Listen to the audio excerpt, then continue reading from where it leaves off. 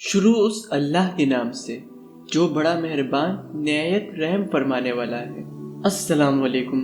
الفاظ زندگی T V میں آپ سبھی کو خوش آمدید۔ دوستو، آج تک آپ نے بہت ساری جنگوں کے بارے میں سنا ہوگا، اس میں چھوٹی سے چھوٹی اور بڑی سے بڑی جنگوں کے بارے میں آپ نے سنا ہوگا، لیکن آج میں آپ کو دنیا کی ایسی 5 اسلامی جنگیں بتانے والا ہوں جس میں مسلمانوں نے فتح کی۔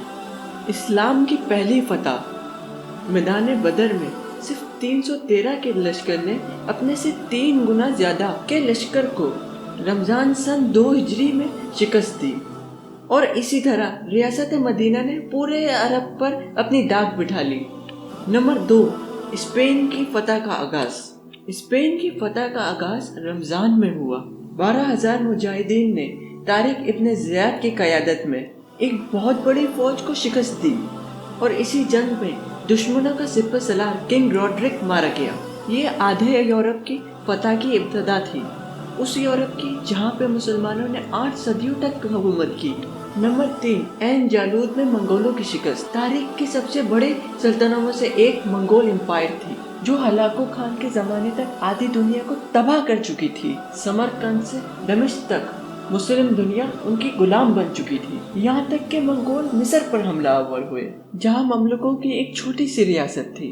ان مملوکوں نے اپنے سے سینکڑوں گنا بڑے امپائر کو عین جالوت کے میدان میں اسی رمضان کے مہینے میں شکست دی۔ اس کے بعد منگول تباہ ہو گئے اور تمام مسلم علاقے آزاد ہو گئے۔ نمبر 4، فتح مکہ، کعبہ کا شہر، حضور پاک صلی اللہ علیہ وآلہ وسلم کی پیدائش کی جگہ۔